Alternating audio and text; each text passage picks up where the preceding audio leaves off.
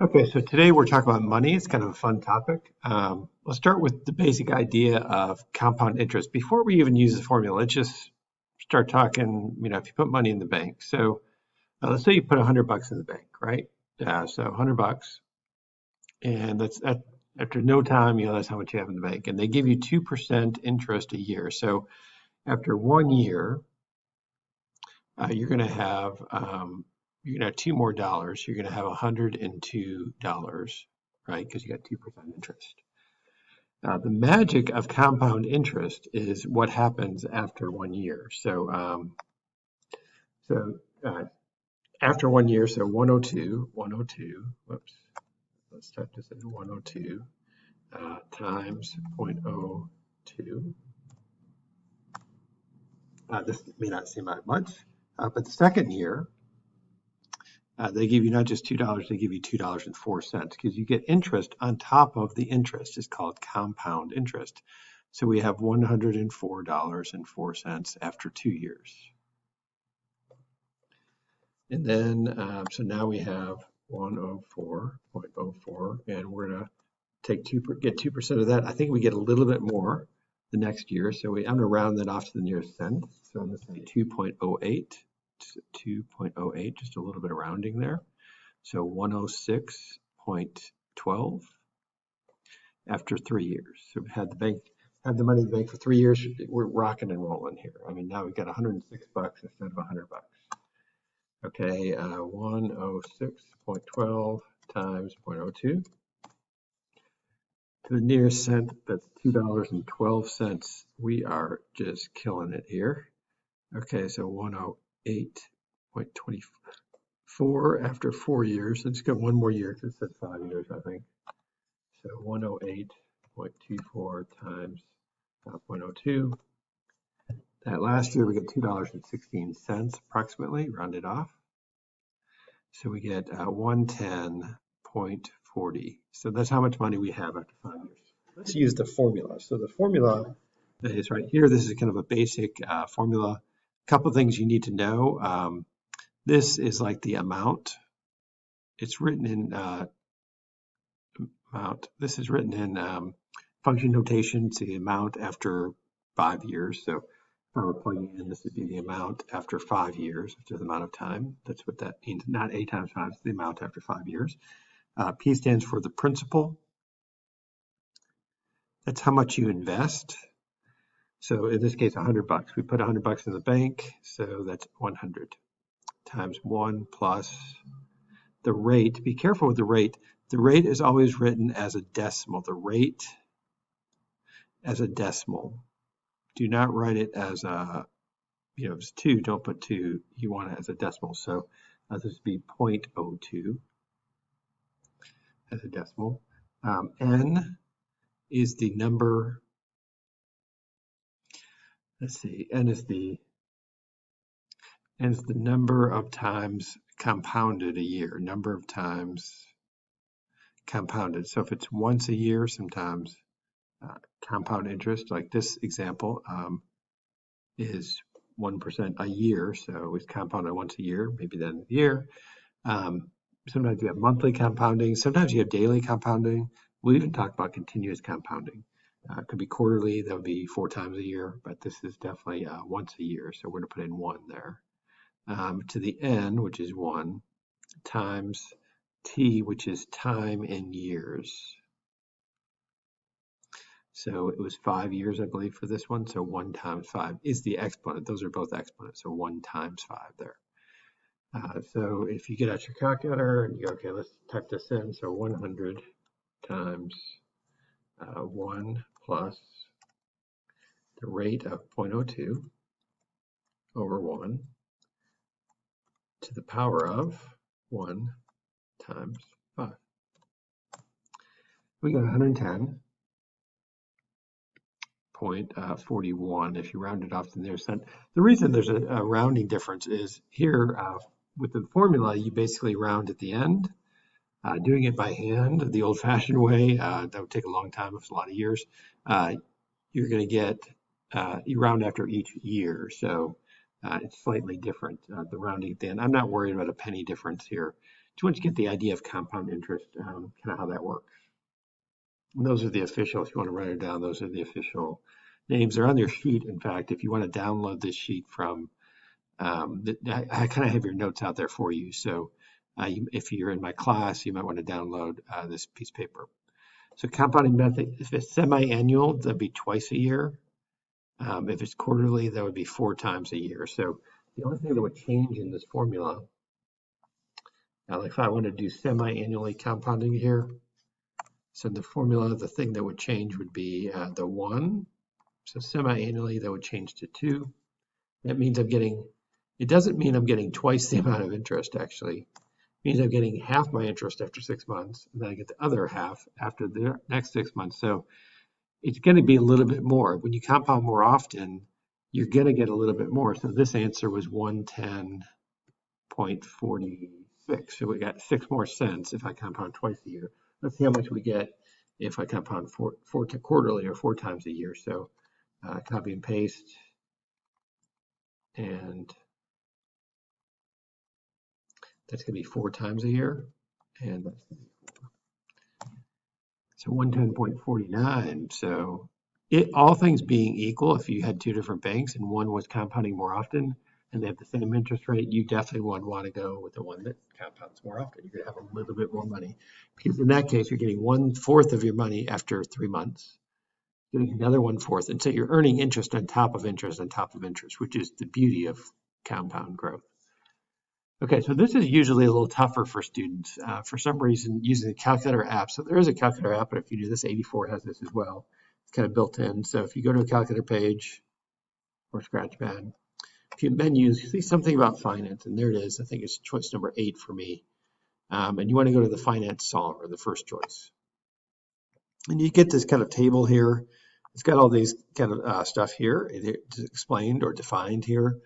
I never start. If I start with interest. We'll come back to N in a minute. N is probably the most complicated piece there. I hit tab to go to the next cell. So when you're entering the same problem in the calculator, you want to enter this as a percent, not as a decimal. So you do want to put, see how it says percent, interest in percent? So I'm going to put 2 there because it is 2%. Future value is your goal, or the present value is present value. Present PV is your starting point. So how much money did you put in the bank? $100. Now you have to use what's called the cash flow convention, and what that means is I'm not going to put a positive 100. When I invest money, I give it away. I give it to the bank temporarily, and then they give it back to me at the end when I cash out. And so in accounting terms, that's a cash flow convention. That's going to be negative. So I'm going to put negative 100 instead of positive 100. The thing you run into problem, if you make future value and present value positive, you're not going to get an answer. It's going to give you an error. So that's important. In this case, there's no payment. Sometimes you're investing a certain amount after every year or every month. That's not the case here. So there's no payment. It's just a starting point. And think of present value as an initial starting point. Think of payment as like a recurring event, like you're paying your mortgage every month or your car note. You're doing something every month or every year. In this case, it's just a one-time deal. Put $100 in and let it grow.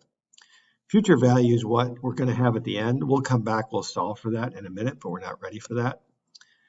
PPY is basically the payments per year. This is how often it's compounded. So for our purposes, in this case, it's just once a year. And by the way, whatever PPY is, CPY is as well. So it'll default that way. So we're just going to leave it at 1 right now. And then we'll come back and solve for N. So N is probably the sneakiest one. It's number of payments. So I think of this as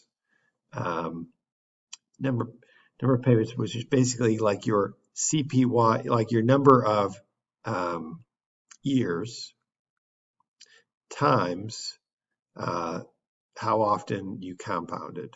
So your CPY, basically, whatever you wrote for CPY. In our case, our CPY was, our number of years is 5, and our CPY was 1 for this problem. So I'm even going to type it in like that. I'm going to type it in as this is going to be 5 times, it's compounded once a year, so 5 times 1. When I do that, it'll calculate 5. It'll multiply numbers for me.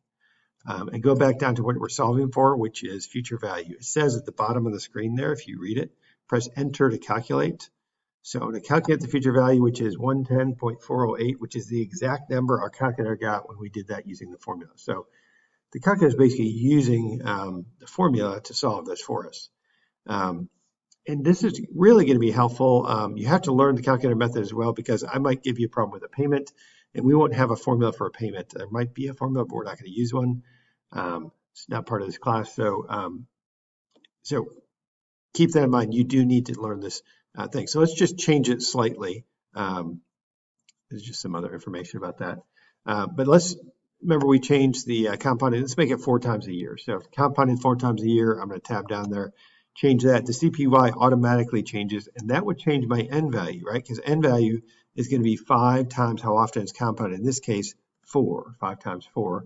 If I tab down to future value and press enter, it'll solve for that future value. It's going to be $110 and 48 cents, which is what we got again with the formula. So this is, and by the way, that's a positive value, which means it's an inflow. Like when I take the money out of the bank, that's positive. I get the money. I give it to them temporarily so they can loan it out, make some money, and then they give it back to me at the end. By the way, you may just kind of be thinking like, why are we studying about money when we were talking about exponential growth? So if you think about the graph for exponential growth, the graph looks kind of like this, right? It grows really fast. And if you think of, in fact, even when you look at this formula, where's that formula? This p-value is like your y-intercept on the graph. So like that's kind of your starting point. So it's, it's kind of like your p-value here. In this case, $100 for the example we just did. And it starts growing, and it grows at a faster and faster and faster rate because we're kind of, it's not growing quite that fast yet, but it's going to grow. It just takes a certain number of years in order to double, and then it doubles and doubles and doubles and doubles and doubles. And so your money, if you give it a long time, is going to actually grow gigantic. It's going to be, everybody can be a millionaire. I teach you how to do that today. In fact, this example is about that. So your money grows exponentially because it's called compound interest. You're getting interest on top of interest. So let's say you make a New Year's resolution to stop going to Starbucks. I think Starbucks could be a $5 drink there pretty easily. Instead, you decide to invest the money. So at $5, you're going to put it in a growth stock mutual fund. So if the mutual fund gets 10% a year, let's even downgrade that to 9%. Although, like for the last 100 years, it's averaged about 10.5%. Now, take advantage, understand, sometimes it goes down. There's some years it goes down. A lot of years it goes up. But on average, you can see that 10% right there. On average, it's around 10% growth. But we're going to use 9% for our calculations. So let's see how much money we would have if we invested $5 a day. So let's kind of think about that. So let's say the typical month is 30 days. So 30 days times $5 a day is $150 a month. And the reason I write it that way is banks or mutual funds don't usually like you to invest every day. It's a lot of trading costs there. So they do accept every month. So a lot of times you can get your bank account drafted, take out $150 every month and just put it in the stock market or whatever investment you have. So let's try this one. So again, I always start with interest rate. In this case, we're going to say 9, just to be a little bit more conservative than 10%. Actually, you know what? The problem says 10, so in this case, I'm going to make it 10. So we'll get to some we can adjust later. Present value, we are starting with 0 in the bank. There's nothing in the bank to start with. In this case, this is a recurring every day $5 or every month $150. So I'm paying out $150 a month, so minus $150. Again, we talked about that cash flow convention. I'm investing the money, so temporarily it's not mine. Future value, we want to become a millionaire. So 1 with 1, 2, 3, 4, 5, 6 zeros. We're going to say it's compounded yearly. And so N is going to be what we're solving for, right? So we're going to press enter.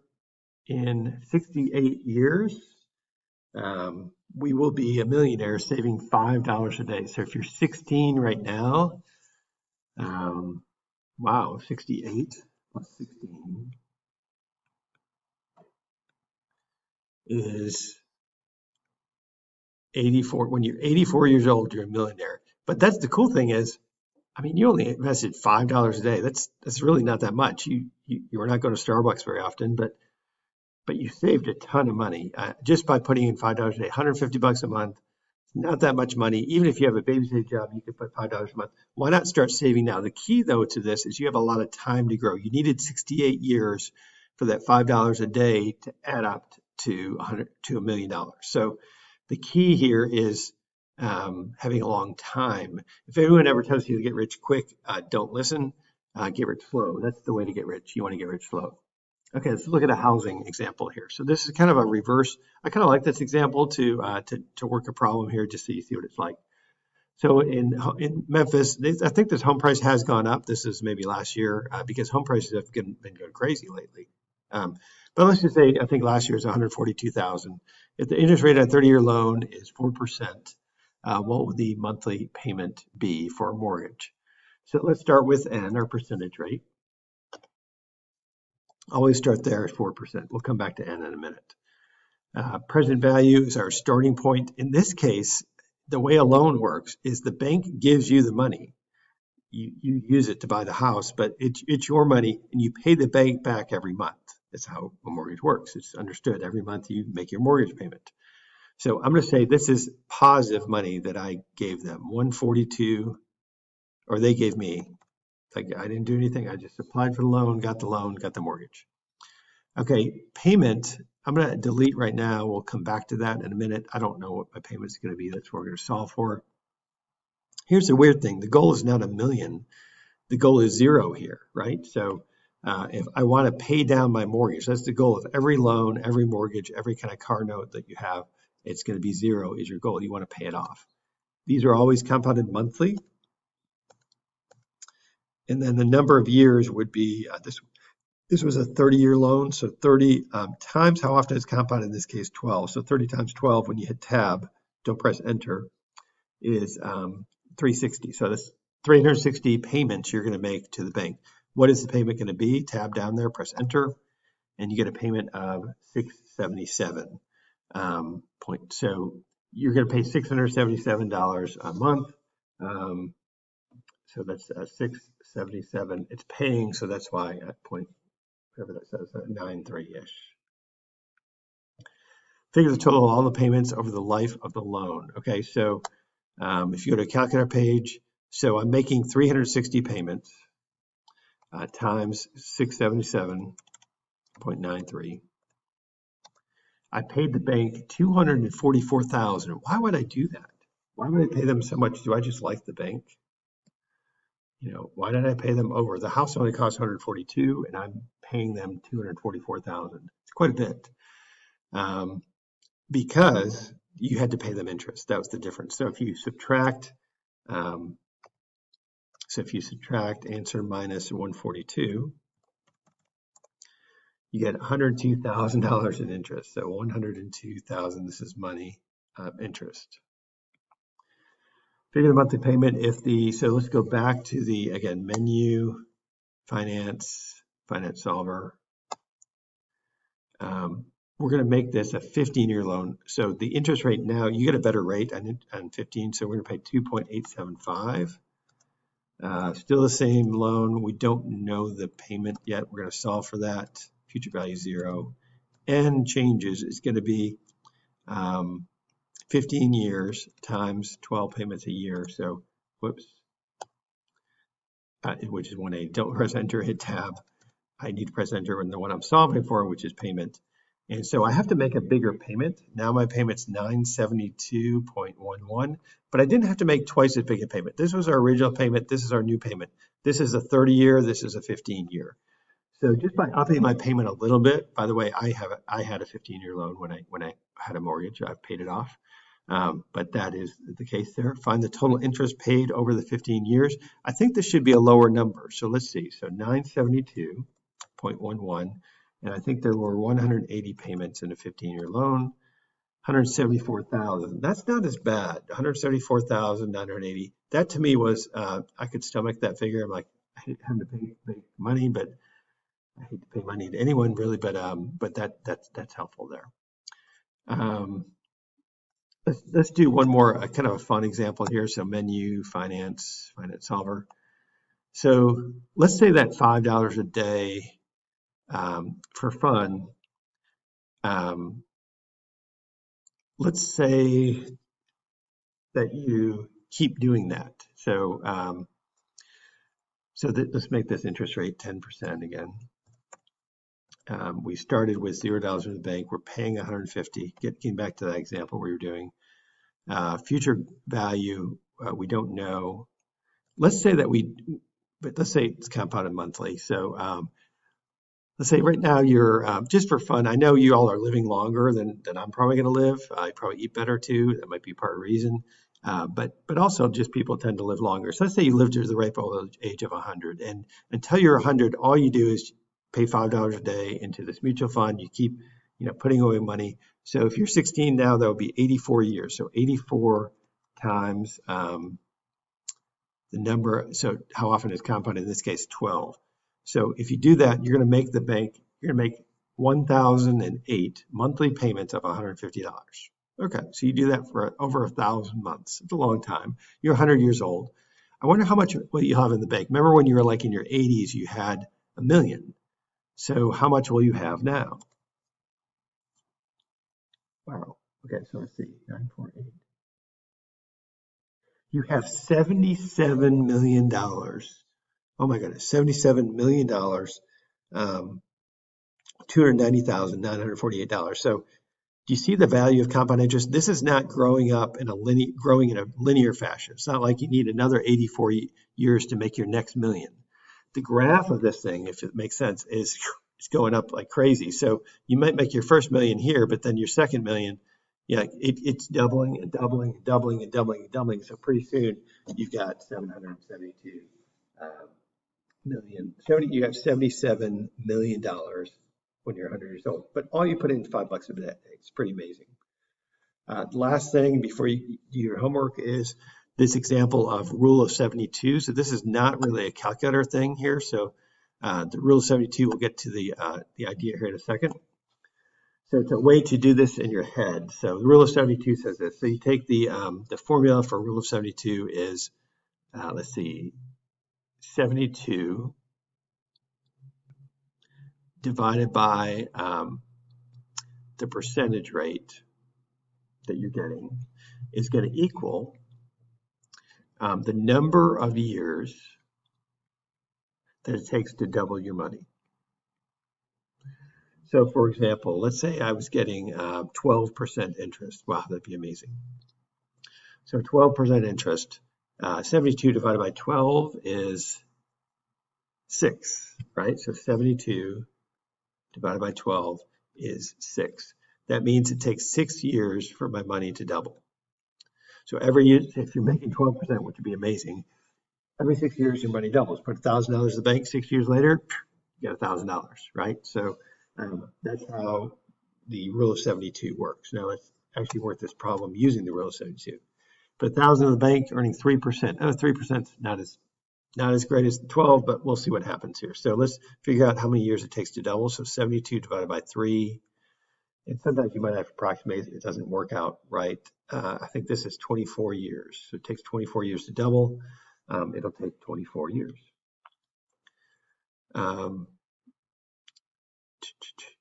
So 24 years, that's right. And so then you would be able to, like, how much until you have, that would have $2,000. How much until you have 4,000? It'd be another 24 years. So it'd be 48 years, and you'd have $4,000 because it doubles. It doesn't just, give you an extra 1,000. It doubles and doubles and doubles. So that's the power of compound interest, really, is being able to see the doubling power. Your money's really growing fast. Go ahead and try your homework and see how you do. If you might want to check in the next class. I'm probably not going to publish the answers, but I will go over each answers at the start of the next class. I always do Google Meet, so go ahead and find the answers to these problems tomorrow. Whenever class is, you can log in and hear the answers.